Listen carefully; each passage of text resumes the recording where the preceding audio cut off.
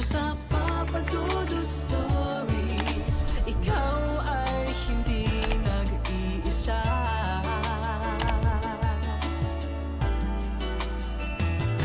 Dito sa Papa Dudut Stories, may nagmamahal sa'yo. Papa Dudut Stories,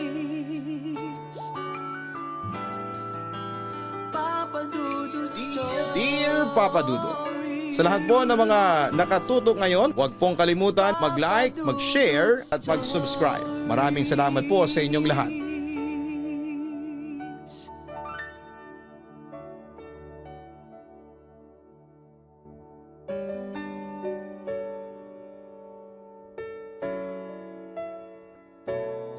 Magandang araw po sa inyong lahat. Ako po si Jomer Raniza.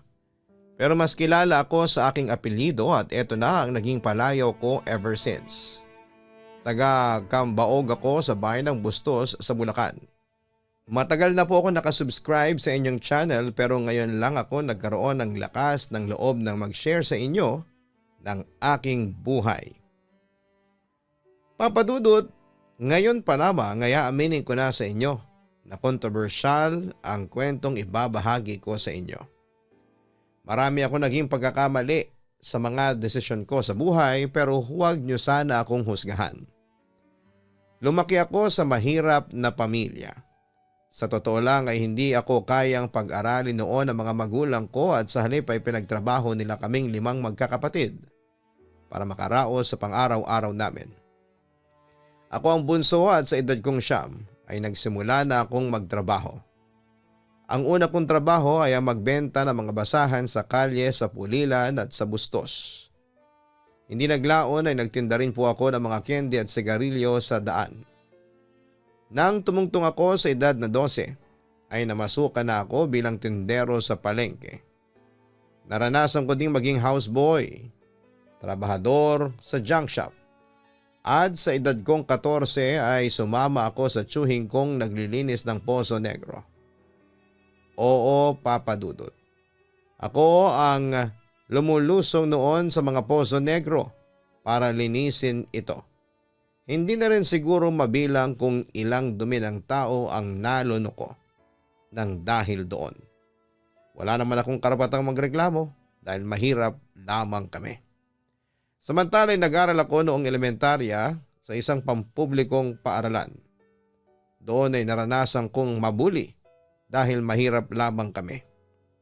Oo, hindi rin naman mayayaman ang mga kaklase ko pero kasi ako yung pinakamahirap noon sa klase. Iisa lamang ang aking uniforme. Iisa lang din ang pares ng sapatos. Tapos ay sira pa. Natatandaan ko yung school bag ko noon ay yung paper bag ng Blue Magic na napulot ko sa basurahan.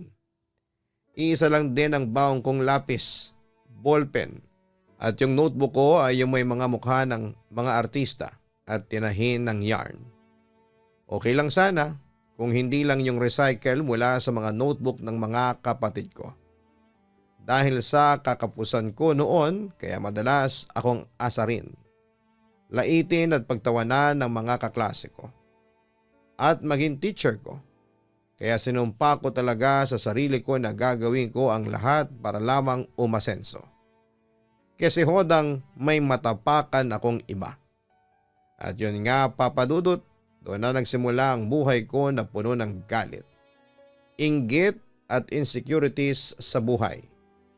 Nasa honor roll ako nung elementary at high school. Ako ang top 2 sa klase namin. Pero sa kabila noon ay hindi ako popular sa klase dahil ang lahat ng atensyon ay nasa top 1 namin. Katulad ng elementary ako, grade 6, syempre ay pukpukan ng laban kasi candidate ako sa pagiging valedictorian. Pero may mas matalino sa akin si Benjun. Threatened ako sa kaklase kong yon kasi napakatalino talaga niya. At siya ang ini-expect na magiging valedictorian sa batch namin. Hindi ko yon matatanggap, Papa Dudut. Kasi gusto ko maging valedictorian. Gusto kong patunayan noon na kahit mahirap lamang ako ay kaya kong manguna sa klase. Pero dahil kay Belgium ay naging imposible ang pangarap ko. Nanggagalaiti po ako sa galit at inggit. Lalo na kapag pinupuri siya ng mga kaklase ko at guro ko. By the way, hindi lang siya matalino. Gwapo rin siya dahil ang tatay niya ay Belgian at ang nanay niya ay mestiza. Kaya nga ang bansag sa kanya ay Stefano Mori. Sa mga batang 90s, alam kong kilala niyo si Stefano Mori ng grupong GCS na kinabibilangan din ni John Prats at Carlo Aquino. So yun nga, ganon ang itsura ni Belgium. Kaya marami ang humahanga sa kanya. Sa kabilang banda ay hindi naman siya mahirap pero pinag-aral siya ng mga magulang niya sa public school para matuto ng kagandahang asal. Well, pagdating sa values education at pagdidisiplina, nangunguna ang mga public school teachers. Anyway, sobra akong naiinggit. Lalo na kapag pinupuri siya ng lahat tapos kapag pinagkukumpara kaming dalawa ay palagi siyang panalo. Papadudot ng mga panahong yon ay umaapaw na ang aking salo. Kaya naman nag-isip ako ng paraan kung paano ko siya matatalo. Kung paano siya matatanggal sa pagiging candidate for valedictorian. Nung una iniisip ko na taniman ng cheating materials ang bag niya sa tuwing may exams. Pero naisip ko na masyadong matalino si Belgium at sigurado akong mabubuking niya ako. At baka imbis na siya ang mapahamak ay sa akin yon mapunta. Hanggang isang araw, nagkaroon kami ng grouping sa section namin para sa isang play. Kung hindi ako nagkakamali, ang play ay base sa tulang "Oh Captain, My Captain" ni Walt Whitman. Tungkol ang play sa assassination kay US President Abraham Lincoln. Gustong-gusto kong maging bida noon at nag-volunteer ako na maging Lincoln. Pero papadudot. Nagkaisa ang mga kaklase ko na ibigay ang role na yon kay Belgium. Galit na galit ako noon at nagprotesta pa ako. Pero sa huli hindi rin nila ako pinansin dahil yung direktor ng play namin ay si Belgium din. To my disgust, nilagay lang ako sa isang extrang role.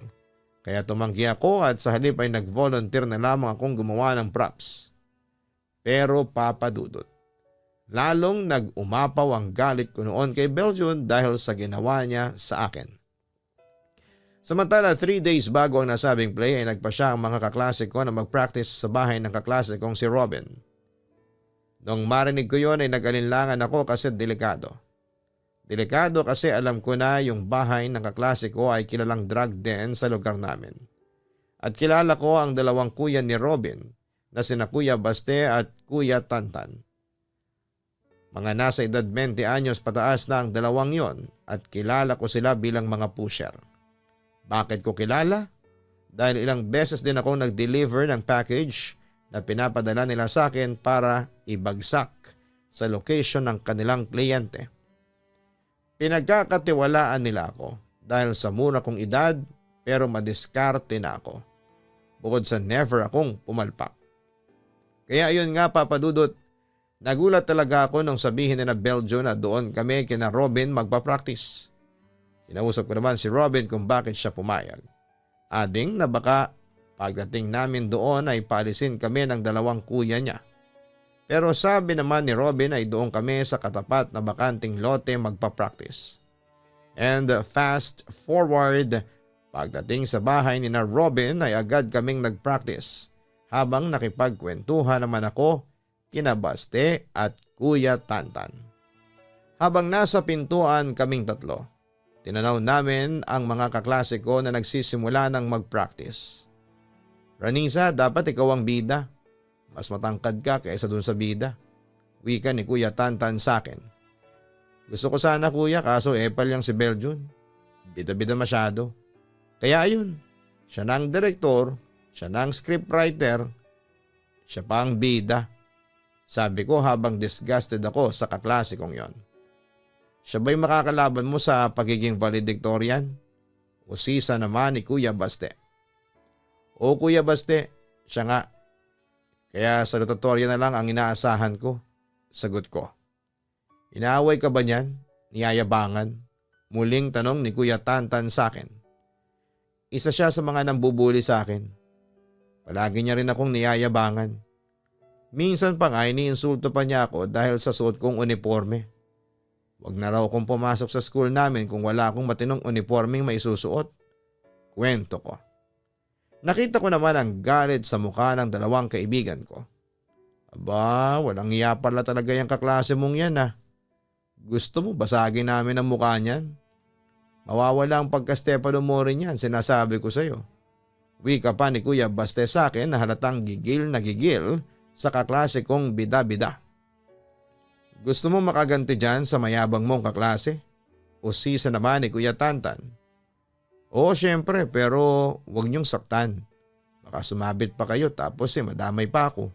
Tutol ko naman. Nakita kong napangisi si Kuya Baste.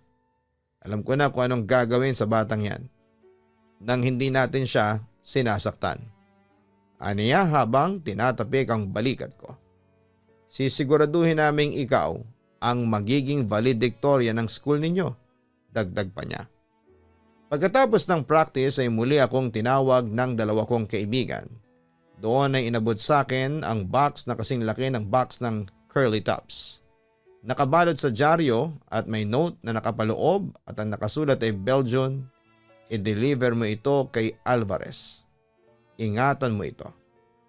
Kuya Baste, anong laman ito? Tanong ko. Basta bukas, pagdating mo sa school, huwag mong ipapakita yan sa sino man, lalo na sa teacher mo. Tapos kapag break time ninyo at wala yung mga kaklase mo, pasimple mo itong ilagay sa bag ni Belgian. Siguraduhin mong walang makakakita sa iyo ha. Tumango naman ako sa sinabing yon ni Kuya Baste. Kapag nailagay mo na ito sa bag niya, i-text mo agad sa akin. Eto, pahihiramin kita ng luma kong cellphone. Pagkatapos mo kong i-text, burahin mo agad yung message mo sa akin dun sa send inbox. Naintindihan mo ba? Oo kuya. Ang sabi ko naman. Good luck Ranisa. Kapag nagtagumpay ka dyan sa task mo, sinasabi ko sa iyo, ikaw na ang valedictorian. Ang sabi ni Kuya Baste. Siyempre lalo naman akong na-excite at ginanahan akong pumasok sa school kinabukasan. At noong mag-break time kami ay pasimple akong lumapit sa bag ni Belgian at ipinasok ko sa kaloob-looban ng bag niya ang box na binalutan ng dyaryo. Sinigurado ko na nilagay ko yon sa pinakailalim para hindi yon makita agad ni Belgian. Tapos ay lumabas na ako para hindi magsuspetsya sa akin ang mga kaklase ko. At pagkalabas ko ay agad kong tinext si Kuya Baste na nailagay ko na sa bag ni Belgian yung pinalalagay niya sa akin. Fast forward makalipas ang 2 oras.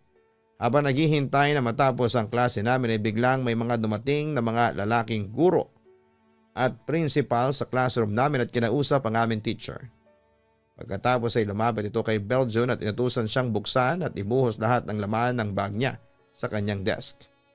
Dali-dali namang sumunod si Belgian at doon ay nilabas niya isa-isa ang laman ng kanyang bag.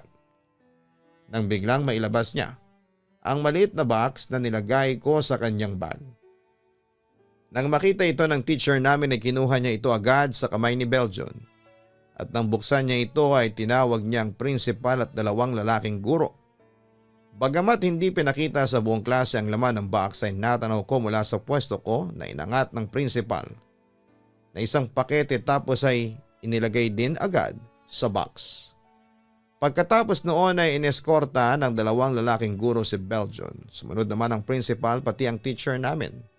Siyempre nagtaka lahat ng estudyante at yon ang naging topic ng lahat hanggang sa matapos nga ang klase. Kinagabihan ay tumawag sa akin si Kuya Baste kung ano ang nangyari sa school namin at ikinuwento ko sa kanya ang nakita ko. Tawa lang ang sinagot nito sa akin. Hindi niya sinagot ang tanong ko kung ano ang laman ng box na nilagay ko sa bag ni Belgian. Kinabukasan isang balita ang sumalubong sa akin. Suspended na raw si Belgian. Siyempre, tinanong ko kung bakit at doon nalaman ko na nahulihan pala ito ng 2 pakete ng marijuana.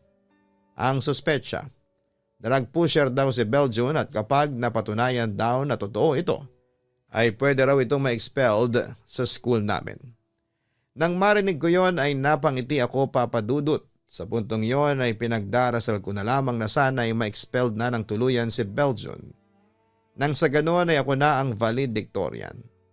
Sa kabilang banda naman nang kausapin ko si Kuya Baste at Kuya Tantan tungkol sa mga nangyari kay Beljon ay nagulat ako na si Kuya Tantan pa lang tumawag sa school namin at nagtip na may 2 marijuana si Beljon.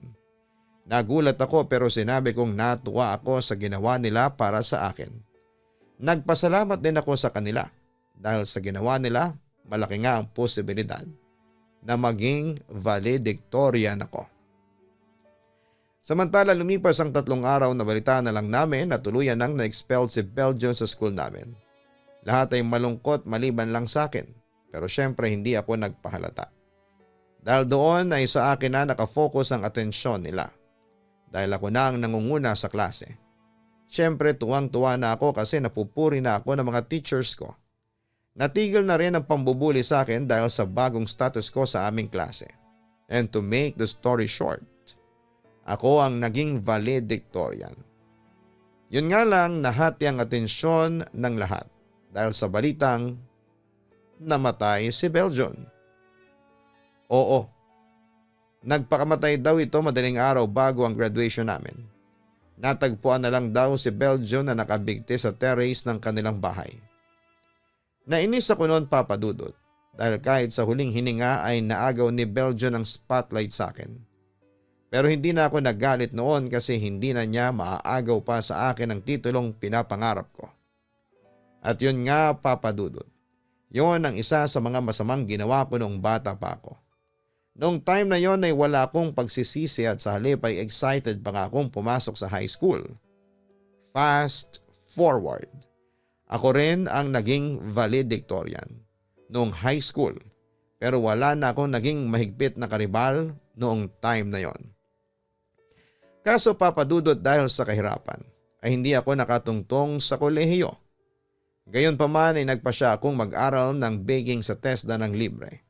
At nang matapos ko yon ay nagpasya akong magtrabaho sa isang branch ng sikat na bake shop dito sa Pulilan. Akala ko, Papadudot, ay magiging maayos ang trabaho ko doon sa bake shop. Pero hindi ko akalain na mas malala ang kompetisyon sa workplace kesa sa eskwelahan. At ng mga panahong yon ay muling nanumbalik ang mga insecurities ko. At isa sa mga kinaiingitan ko noon ay si Robert. Kilala siya bilang pinakamatagal ng baker. 50 anyos na siya pero kailangan pa rin kumayod para sa gamot ng asawa niyang may sakit sa bato. At ako naman ang bago niyang partner. Mabait naman si Robert sa akin, sa katunayan ay tinuring pa niya akong parang tunay na anak. Tuwing tanghalian ay hati kami sa baon ni Robert na pritong isda at kanin. Ranisa, pag napagod ka, upo ka lang muna. Ako na ang tatapos ng ibang mga gawain dito. Madalas sabihin sa akin ng matanda, bata ka pa, marami ka pang mararating. Basta, huwag kang makakalimot lumingon sa pinanggalingan. Payo pa ni Robert. Lumipas ang 1 taon, nag-anunsyo ang management. Naghanap sila ng supervisor. Malaki ang sahod, may opisina at hindi na kailangang maglinis ng kubeta. Ang labanan ay sa pagitan ni Robert at ako. Nabalitaan kong gustong-gusto raw ako ng management kasi bukod sa hardworking ako ay matalino pa raw. Kaso ang problema ay mas magaling daw si Robert pagdating sa sales at marketing. So mas malakas ang chance niya kesa sa akin. Bukod pa roon ay lamang si Robert dahil mahal ito ng empleyado. At mas may experience ito kesa sa akin. Kaso ng mga panahong yon ay hindi ko yon matanggap. Uhaw ako sa promotion. Gusto kong umasenso kaagad sa buhay at handa kong tapakan ng mga taong handang humadlang sa daraanan ko. Kaya gumawa ako ng paraan, isang madilim na plano. Habang nagkakape si Robert, palihim na kinuha ko ang nawawalang iPhone ng isang manager na napulot ko sa lobby. Sa halip na isaole ay siniksik ko ito sa ilalim ng lumang bag ni Robert sa locker room. Pagkatapos ako mismo ang nagsumbong sa security. Sir, parang nakita ko po si Robert na may tinago kanina. Hinalughog agad ng guard ng bag ni Robert at yun, huli. Wala na siyang nagawa pa. Nanlaki ang mga mata ni Robert nang ilabas ng gwardya ang iPhone mula sa kanyang bag. Hindi akin yan. Hindi ko magagawa yan. Mangiyak-iyak na sigaw ng matanda. Nanginginig ang kanyang mga kamay. Tumingin siya sa akin at nagmamakaawa ang mga mata. Umaasang ipagtatanggol ako ng tinuring niyang anak. Pero umiwas lamang ako ng tingin at yumuko. Dahil sa theft, tinanggal agad si Robert. Walang separation pay, walang retirement benefits, pinalayas na parang kriminal matapos ang 30 taong serbisyo. Ako ang na-promote at naging supervisor. Isang buwan ang lumipas, nakuha ko na ang unang sweldo and uniforme at ang pwesto. Pero hindi ako makatulog. Gabi-gabi nakikita ko ang nanginginig na mga kamay ni Robert. Minsan ay napapanaginipan ko pa siya. Isang araw ay nagsira ako at kinuha ang gamit ko sa locker room. Nang mapansin kong may nakaipit sa lumang locker ni Robert, isang gusot na sobre.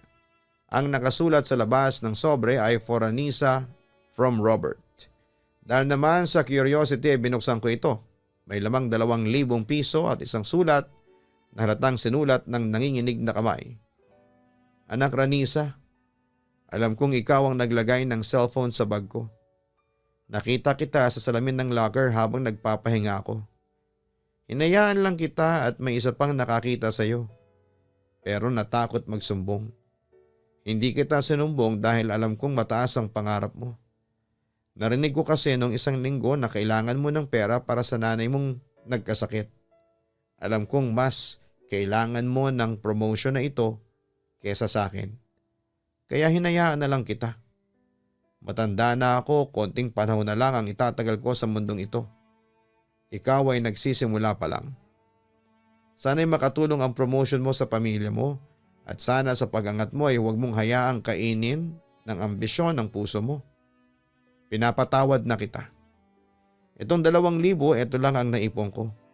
Pandagdag sa gamot ng nanay mo. Ingat ka palagi. Nagmamahal, Robert. Papadudot doon ako bumagsak sa sahig. Humahulhol ako nang walang tunog habang hawak ang sulat at ang pera. Agad akong tumakbo papunta sa bahay ni Robert sa squatters area. Dala ko ang lahat ng sweldo ko, babawi ako. Aamin ako sa boss ko at ibabalik ko ang dangal ng matanda. Pagdating ko doon ay may maliit na tolda sa harapan ng bahay, may sugalan, may kape at may isang kabaong. Nagtanong ako sa kapitbahay sino po ang namatay. Si Robert, sagot ng ale. Inatake sa puso nung isang linggo. Wala kasi nang natanggal sa trabaho na depress. Wala pang pambili ng gamot sa asawa. Kaya namatay muna yung asawa. Tapos hindi kinaya ni tatay, sumunod na rin. Nanigas ako. Nakuha ko ang pwesto, nakuha ko ang pera. Nakaangat ako pero ang tinungtungan kong hagdanan ay ang bangkay ng taong nagmalasakit sa akin ng totoo. Habang nakatingin sa kabaong ay doon ko naintindihan ang mapait na katotohanan. Mataas ka na nga pero nag-iisa ka naman sa tuktok. At habang buhay kong dadalhin ng putik sa aking mga paa. Noong sandaling yon habang naglalakad ako palayo sa bahay ni Robert, nagulat ako nang may natanaw akong 2 lalaki na nakatayo at nakatingin sa akin. Isang matanda at isang bata. Nang titigan ko silang maigi ay napagtanto kong sina Robert at Belgian yon. Hindi sila galit sa akin pero malungkot ang kanilang mga matang nakatingin sa akin. At yun na nga papadudot, simula noon ay gabi-gabi ako naglalasing at hanggang ngayon ay tulala pa rin. Hindi mawala sa isipan ko sina Robert at Belgian. Araw-araw akong pumupunta sa puntod ng 2 taong ginawang ko ng masama. Nanghihingi ako ng tawad sa pagiging backstabber ko, sa pagiging traitor ko. Nag-resign ako noon sa trabaho kasi hindi ko kinayang labanan ang pag-uusig sa akin ng aking konsensya. At heto ko ngayon nagtatrabaho na lamang sa isang maliit na bakery sa amin bilang nag-iisang panadero. Nagtiyaga sa maliit na kita at hinihintay na lamang kung kailan ko pagbabayaran ang mga kasalanan ko sa Panginoon at kina Robert at Belgian. Papadudot hanggang dito na lamang ang sulat ko at sana po ay mabasa mo ito. Inaasahan ko na rin na ibabasa ko ng mga tagapakinig Oo, nagkamali ako at pinagsisihan ko na po yon. At kung pwede lang maibalik ang nakaraan ay itatama ko ang aking mga pagkakamali. Muli maraming salamat at magandang araw po sa inyong lahat. Lubos na gumagalang, Raniza. Maraming salamat kay Raniza sa lakas ng loob na maibahagi ang iyong kwento sa amin. Walang masamang pangarap o ambisyon. Pero sana'y matuto tayong lumaban ng patas. Abutin natin ang ating mga pangarap nang walang inaagrabyado o tinatapakang ibang tao. Huwag tayong maging makasarili at isipin din natin ang ating kapwa. Tandaan na ang pagtapak sa iba para lang umasenso ay siya ring ikababagsak mo pagdating ng panahon. Hindi natutulog ang Diyos at lahat ng nagagawa nating kabutihan o kasalanan sa ating kapwa ay ating pagbabayaran sa tamang panahon.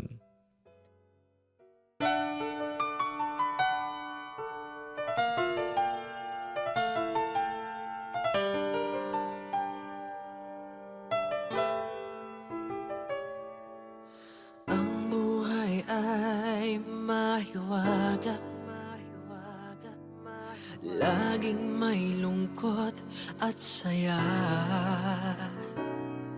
Sa Papa Dudut Stories, laging may karamay ka.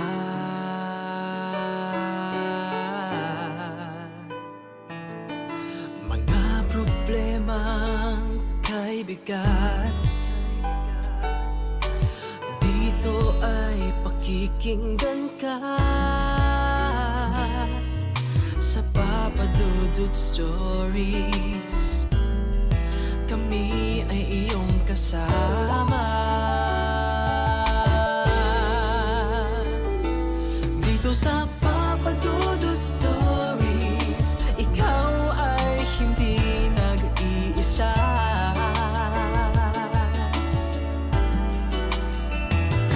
Dito sa Papa Dudut Stories, may nagmamahal sa'yo. Papa Dudut Stories, Papa Dudut Stories, Papa Dudut Stories. Matakot, kabahan sa mga kwentong nakakagimbal sa Kaistorya YouTube channel with daily post at 7 p.m.